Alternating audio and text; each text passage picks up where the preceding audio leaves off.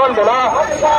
নিত্য প্রয়োজনীয় জিনিসপত্রের দাম হু হু করে বাড়ছে কেন? বিজেপি সরকার জবাব চাই, জবাব দাও।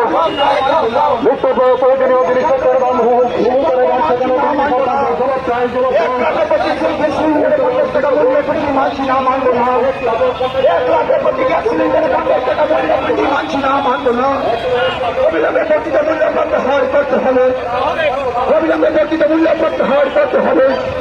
নইলে এই সংগ্রাম, নইলে এই সংগ্রাম, নইলে এই আন্দোলন, নইলে এই লড়াই, নইলে এই প্রতিবাদ, নইলে এই বিক্ষোভ, নইলে এই বিক্ষোভ, নইলে এই আন্দোলন কেন্দ্রীয় সরকারের জনবিরোধী সিদ্ধান্তের প্রতিবাদে জনগণ এগিয়ে আসুন। কেন্দ্রীয় সরকারের জনবিরোধী সিদ্ধান্তের প্রতিবাদে জনগণ এগিয়ে আসুন। কেন্দ্রীয় সরকারের জনবিরোধী সিদ্ধান্তের প্রতিবাদে জনগণ এগিয়ে আসুন। 1 লাখের প্রতি গ্যাস সিলিন্ডার 50 টাকা মূল্য বৃদ্ধি মানছি না, মানব না। 1 লাখের প্রতি গ্যাস সিলিন্ডার 50 টাকা মূল্য বৃদ্ধি। হঠাৎ করে 50 টাকা গ্যাসের দাম সিলিন্ডার পিছু বাড়িয়ে দিল। শুধু তা নয়, পেট্রোল এবং ডিজেলের ইন্টারনাল ট্যাক্স, অন্তঃশুল্ক যেটাকে বলে, সেটাও বাড়ানো হয়েছে।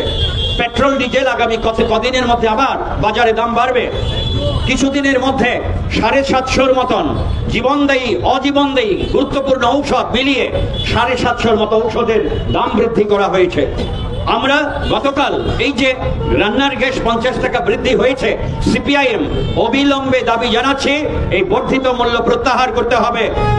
আর বিজেপি দল যারা করেন তাদেরকে বলবো, আগামীকাল একটা ধন্যবাদ র্যালি বের করে নরেন্দ্র মোদীকে ধন্যবাদ জানাবেন, যেহেতু 50 টাকা নরেন্দ্র মোদী বাড়িয়েছে। পারবেন তো? আমরা সিপিআইএম প্রতিবাদ জানিয়ে বলছি এই বর্ধিত মূল্য অবিলম্বে প্রত্যাহার করতে হবে। তার প্রতিবাদেই আজকে আমরা মিছিল করছি। ইনকলাব জিন্দাবাদ।